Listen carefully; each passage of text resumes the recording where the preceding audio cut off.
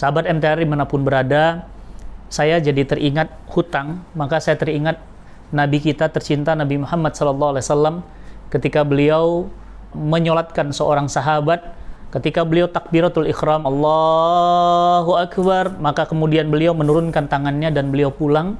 Kemudian beliau ditanya, ya Rasulullah, mengapa ditinggalkan jenazah tadi? Karena Rasul bertanya, apakah dia punya hutang? Maka kemudian para sahabat bertanya, ya, dia ada hutangnya.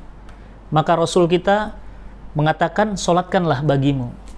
Maka para sahabat bingung, tidak mau, dan Rasul melanjutkan perjalanannya pulang. Maka para sahabat berlari kemudian mengejar dan memegang tangan Nabi dan mengatakan, ya Rasulullah, tolong solatkan jenazah ini, tolong solatkan mayat ini, kamilah yang akan membayar hutangnya.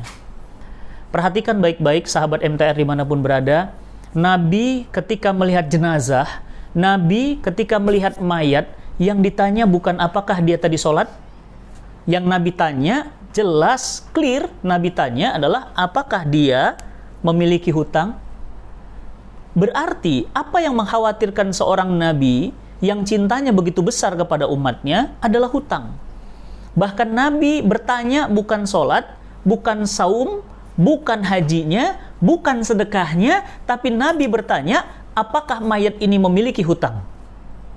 Maka kemudian para sahabat menjawab, ya Rasulullah ada. Nabi bertanya lagi, untuk memastikan hutang ini, beban ini. Maka kemudian Nabi bertanya, berapa? Sahabat menjawab, 2 dinar. 2 dinar itu sekitar, 1 dinar itu 4,25 gram emas. Kalau 4.250.000 berarti hanya sekitar 8 jutaan. Maka kemudian Nabi menolak menyolatkan dan Nabi pulang. Dan para sahabat berbondong-bondong untuk kemudian menggeret Nabi untuk menyolatkannya. Dan Nabi katakan, kamu mau menyolatkannya? Iya, lunaskan hutangnya. Maka kemudian di antara sahabat ada yang berkata, ya Rasulullah, aku yang membayar hutangnya. Maka kemudian jenazah ini beruntung karena diimami oleh Nabi SAW. Betapa berat urusan utang. Tapi berapa berat sekarang kita kemudian menjadikan utang sebagai lifestyle kita. Beli mobil hutang, beli rumah hutang, beli handphone hutang. Bahkan transaksi pinjol sekarang mencapai ratusan triliun.